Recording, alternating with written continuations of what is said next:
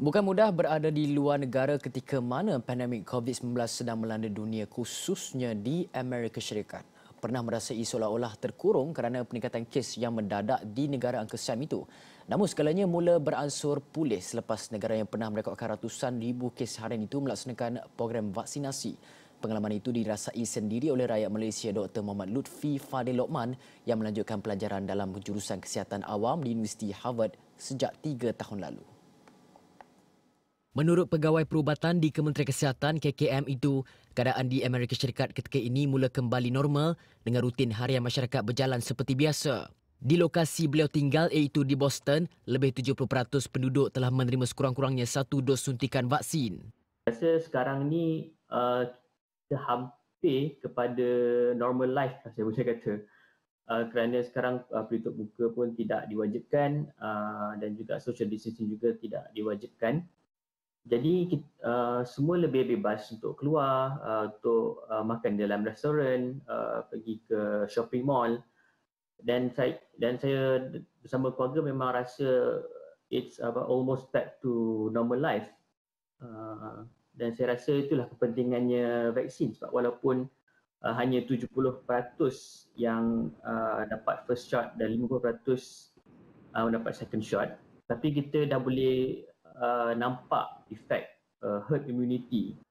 Berkongsi lebih lanjut, bapa kepada 3 cahaya mata itu berkata beliau dan isterinya Kamaliah Jalalun Muhali telah melengkapkan 2 dos suntikan vaksin Pfizer masing-masing pada April dan Mei lalu. Pernah disenarai dalam Forbes Under 30 Asia pada 2017 itu menambah kemudahan mendapatkan vaksin menjadi antara penyumbang kepada kelancaran program vaksinasi di negara itu.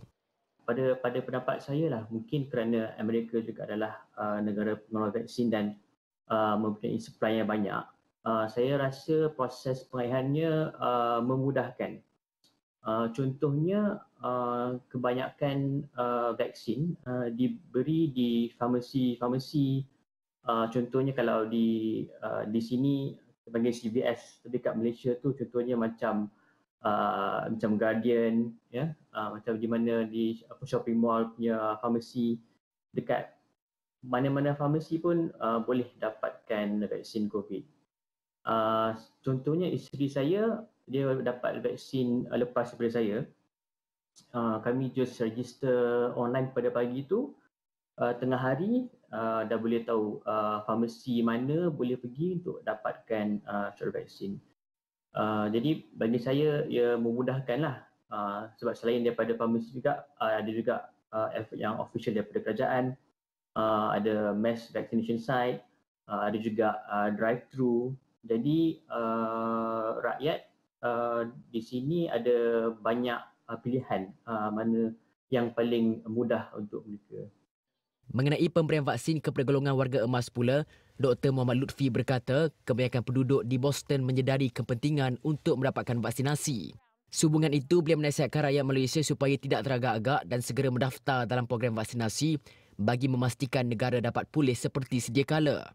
Amerika Syarikat kini berada pada fasa ketiga program vaksinasi di mana kira-kira 138 juta orang atau 42.1% daripada populasi penduduk telah melengkapkan 2 dos suntikan vaksin.